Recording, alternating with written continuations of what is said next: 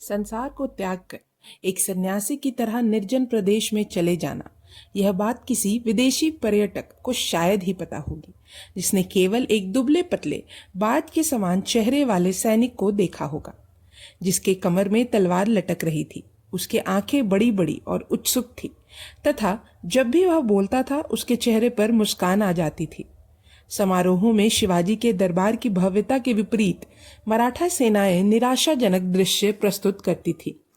Fryer ने उनका संक्षेप में वर्णन करते हुए कहा, भूखे बदमाश, कठिन जीवन जीने, तेजी से यात्रा करने और कम आनंद लेने के आदि।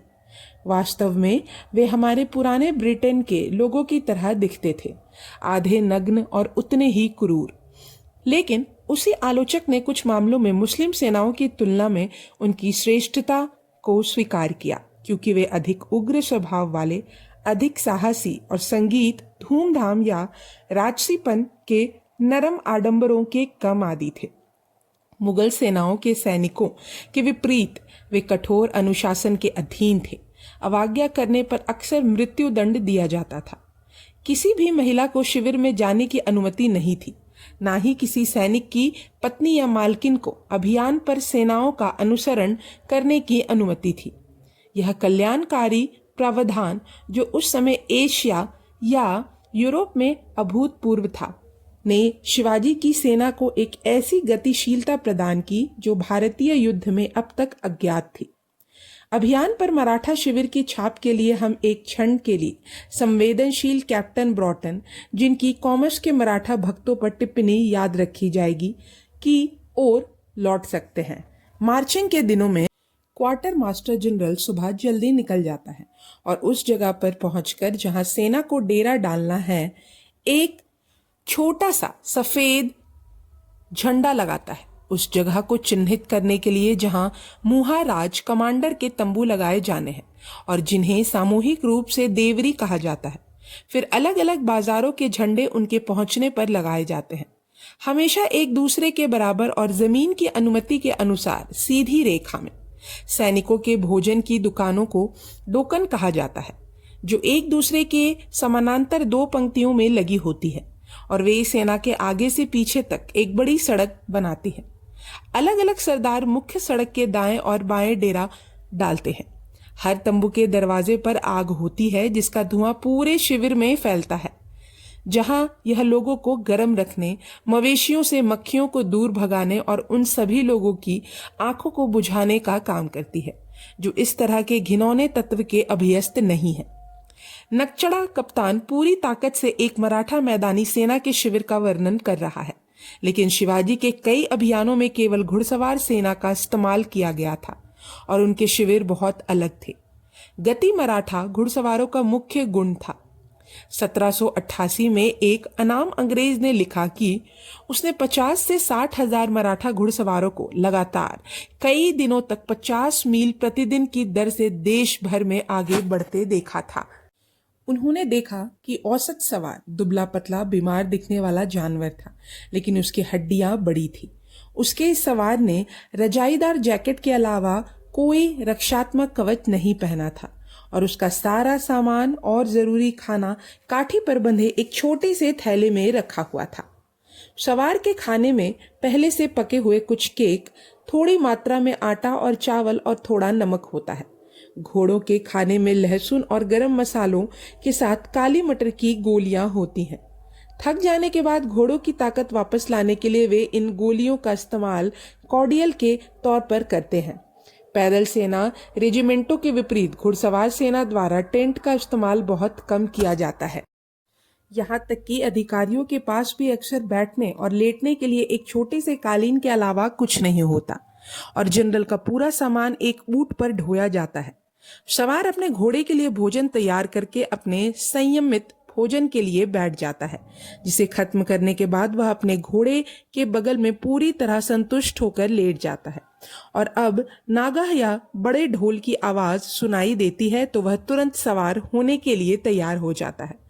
भोर में ये बड़े बड़े ढोल बजने लगे और धुंध का कारण शिविर में तुरंत हलचल मच गई। हल्का भोजन किया गया। लोग लकड़ी की आग के चारों ओर बैठे थे। कुछ ही समय में शिविर टूट गया और पूरा दल गायब हो गया। जिससे शिविर का नामो निशान तक नहीं बचा। उसी अज्ञात अंग्रेज ने बताया कि मराठा अपने घोड़ों से कितना प्यार करते थे कि कितनी चतुराई से उन्हें प्रशिक्षित करते थे। लगातार अपने घोड़ों को प्रशिक्षित करके अपने सवारों के साथ, जो उन्हें दुलारने और उनसे बात करने के शौकीन होते हैं, वे ज्यादा घरेलू जानवरों जैसी बुद्धिमत्ता और विनम्रता प्राप्त करते हैं। उन्हें पूरी तरह सरपट दौड़ने पर रुकना और धुरी पर अपने पिछले पैरों पर तुरंत घूमना सिखाया जाता है। घुड़सवार सेना को नियमित और अनियमित में विभाजित किया जाता है। नियमित रेजिमेंट में सैनिक को एक घोड़ा दिया जाता था और उसे 12 रुपए प्रति माह वेतन मिलता था। घुड़सवार सेना के मास्टर को लगभग 800 रुपए मिलते थे। अनियमित घुड़सवार सेना को कम वेतन मिलता था और उन्हें अपने घोड़े खुद ही जुटाने पड़ते थे। पश्चिमी और समकालीन मुगलों की नजर में राशन बहुत कम था, लेकिन शिवाजी खुद दिन में सिर्फ एक बार खाना खाते थे। पैदल सेना को वेतन नहीं दिया जाता था, बल्कि सभी को वस्तुओं के रूप में भुगतान किया जाता था, सिवाय शिवाजी के रक्षक के, जिसमें 2000 चुने हुए पहाड़ी सैनिक शामिल थे, जिन्हें अच्छा वेतन मिलता था और जो अच्छी वर्दी पहने होते थे। शिवाजी की सेना में सामंती कर या आकस्मिक मिलिशिया जैसे कोई बात नहीं थी। सैन्य सेवा को एक दुर्लभ विशेष अधिकारी माना जाता था और इच्छुक लोगों को यह साबित करना होता था कि वे इसके योग्य हैं। नए सैनिकों को शिवाजी के साथ व्यक्तिगत साक्षात्कार के बाद ही सेवा में भर्ती किया जाता था और शिवाजी की सेवा में पहले से मौजूद 2 सैनिकों को भर्ती के लिए जमानत देनी होती थी। शिवाजी के शासनकाल के दौरान मराठा सेना तोपखानों में काफी कमजोर थी। उनके पास तोपखाने के कुछ हल्की टुकड़ियां ही थी, भारतीय निर्माण, लेकिन ये डिजाइन में आदिम और अनाड़ी थे। इनका वर्णन एक डच ट्रे एलर ने लोहे की लंबी और चौड़ी सलाखों से बने, लोहे के छल्लों से जुड़े के रूप में किया था। शिवाजी ने तोपें उपलब्ध कराने के लिए काफी हद तक पुर्तगालियों और अंग्रेजों पर भरोसा किया। अंग्रेज आमतौर पर जोरदार विरोध करते हुए कहते थे कि वे उन्हें कोई भी तोप नहीं बेच सकते, क्योंकि ऐसा करना तटस्थता का उल्लंघन होगा। लेकिन फ्रांसीसी और पुर्तगाली कम ईमानदार और मराठों के साथ सौदा करने के लिए बहुत उत्सुक पाए जाने पर वे आमतौर पर शिवाजी को उनकी जरूरतों की तोपें देकर समाप्त करते थे और 1670 के बाद से सूरत फैक्ट्री के रिकॉर्ड में मराठों को तोपों की बिक्री के कई संदर्भ मिलते हैं। 1670 की एक प्रविष्टि में ऐसा प्रतीत होता है कि अंग्रेज तोपची कभी कभी तोपों के साथ आते थे, क्योंकि बॉम्बे के फैक्टर्स ने सूरत को सलाह देते हुए लिखा था कि शिवाजी एक इंजीनियर और 1 या 2 बड़ी तोपें उन्हें निजी तौर पर दी जा सकती हैं। हालांकि कई बार अंग्रेजों की शंकाएं फिर से उभर आती थी और एक बार शिवाजी को वादा किए गए तोपों की डिलीवरी से पहले राष्ट्रपति को एक असाधारण दयालु पत्र और एक उपहार भेजना पड़ा। हालांकि ये तोपें शायद ही कभी उनके लिए भुगतान किए गए पैसे के लायक होती थी और अंग्रेज फैक्ट्रियों को उन तोपों में दोष दर्ज करने में एक खास खुशी हो जाती थी, जो उन्होंने साधारण मराठों को बेची थी। 1671 में जो तोपें बेची गई उन्हें अंदर से बहुत खराब फिर भी बताया गया है, वे कुछ समय तक चल सकती हैं। 1672 में बेची गई तोपों को पुरानी दोषपूर्ण तोपों से बड़े बड़े छेद के रूप में बेचा गया और 1673 की खेप में पुरानी और दोषपूर्ण उनमें से कई मधुकेश की तरह थी। कभी कभी अंग्रेजों ने शिवाजी को तोपों और यहाँ तक कि जहाजों की आपूर्ति करने का वादा करते हुए समय से पहले अपने समझौते से बाहर निकलने के लिए एक छेद छोड़ दिया और अपने वादों को तोड़ दिया। नए राज्य और सैन्य संगठन किलों के एक नेटवर्क द्वारा पूरा किया गया था।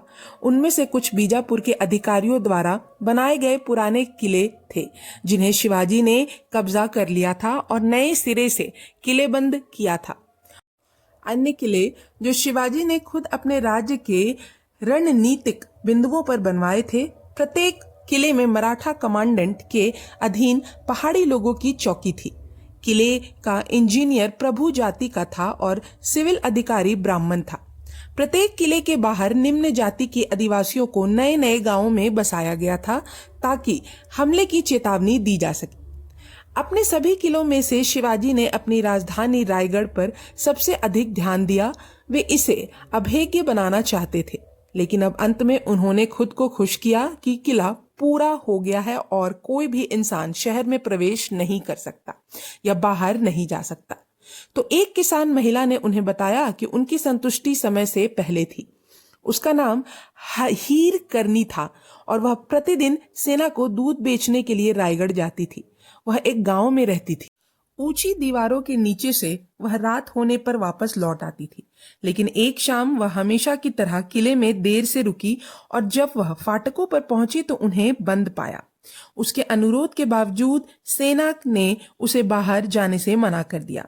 घर पर उसका एक बच्चा था और उसे अकेला छोड़ने और रात को भूख से तड़पने के विचार ने उसे हताश साहस के सामने काम के लिए प्रेरित किया। अंधेरे में वह दीवारों के सीधे सामने से नीचे उतरी। शिवाजी की सधी हुई आंखों से उसे अचूक घोषित कर दिया था। वह सुरक्षित घर पहुंच गई। जब शिवाजी ने इस बारे में सुना तो उन्होंने महिला को बुलवाया और उसे पुरस्कृत किया और फिर उस क्षेत्र की रक्षा के लिए एक टावर बनवाया।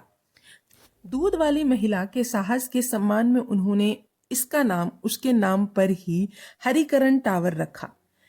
इसके खंडहरों पर अभी भी यह नाम मौजूद है। यह भाग यहीं समाप्त होता है। अब हम अगले भाग में जानेंगे औरंगजेब का बदला।